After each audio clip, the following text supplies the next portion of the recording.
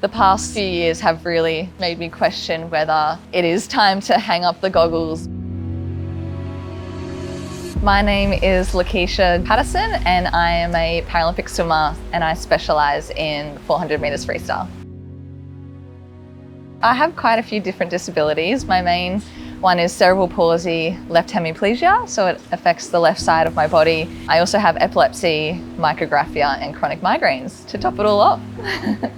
I can't remember a year where I haven't had a challenge during my swimming career and life, but I think particularly in the lead up to the Paris Paralympics and up until last year was quite a difficult season for me.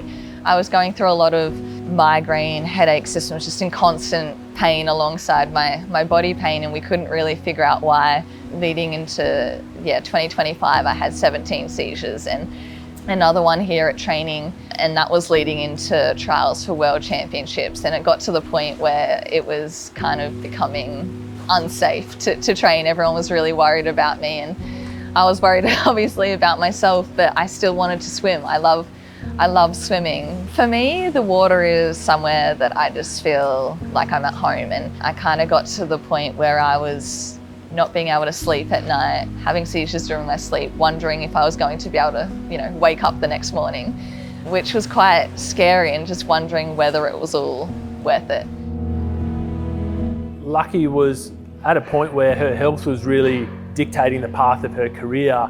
It was important to try and work in with our full performance support team here on the Sunshine Coast, as well as the coach and athlete, to make sure that her training level was sufficient enough to still be getting a benefit from, but not too much that it actually pushed her over the edge and then wiped her out for a week and sort of set that epilepsy off again. So it just started with managing some training times throughout the week to help control her fatigue levels, and then building gym into that, working with a physiologist to try and build some swimming load into that as well.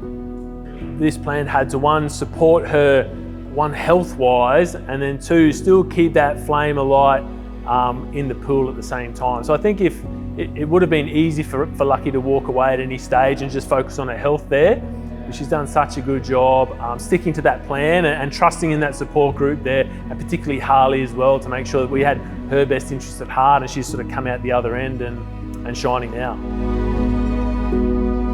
Yeah, I've been Lucky's coach since 2016. This last couple of years has been probably the worst that we've dealt with as a team, but working together for so long, having that trust with each other has really helped create that bond of knowing that we trust each other and trusting the process. Yeah, so working with Dean and the rest of the Curator staff at the hub here was trying to come up with the best plan for Lucky. So we took some time out of the water completely, let her rest and recover, and then we started the process of just restructuring her program before we started coming back into the pool. And then we created a step-by-step program that should check in with me to let me know she was feeling okay. And then each week we could start stepping up the mileage or stepping up the gym program to the point where we could get to, the top level that she could train at before we could head away to the World Championships. I remember, getting behind the blocks, and regardless of what was going to happen, I would be proud of myself. And I was able to come away with gold, and I swam faster than I did at the Paris Paralympics. So it was a very incredible time, and I think just reassured things can go not to plan, but you can also do things differently and still get the same result. And that was a big confidence booster for me, and then also made me realise that there's power in sharing your stories, sharing your challenges, because no one is immune to challenges and difficulties, and I think that's helped a lot of people as well. There was a point where we thought she wasn't going to race at all last year, and then being able to step up behind the blocks was an achievement in itself. But then to come away with the win was really, a pivotal moment in our relationship as coach-athlete. Her giving that acknowledgement to her support team and saying that this gold medal was for the team, that was exciting for us to hear, that she's acknowledging all of this support network that she's got around her, and for an athlete to acknowledge that it takes a real community around them to try and let them do their thing. We've helped put the tools around Lucky for her to be able to deliver. So it is nice to acknowledge the whole team there. The support around me has been absolutely pivotal to my career. There's not a day goes by where I wouldn't be able to do what I do without the people around me. You know, swimming can be seen as such an individualized sport behind the blocks, but it takes a village of people to get me behind the starting block. And yeah, I'm so blessed and grateful to be going to my 4th Commonwealth Games.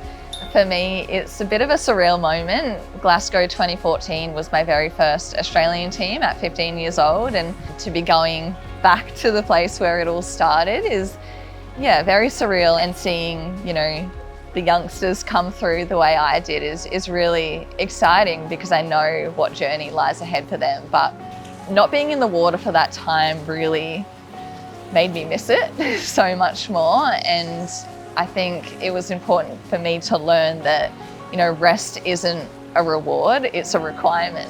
For me, when the times get really tough, I like to go back to my why and remembering why I started swimming. And for me, it was because it was as a girl that fell in love with the water, who felt like I had no other place, and this place was my home. It was magical and freeing. And for the first time in a really long time, I'm doing it for me, and I'm doing it to hopefully, you know, inspire others as well to get involved in sport, and that no matter what challenge comes their ways, it's not a roadblock, there's always a detour around the obstacle.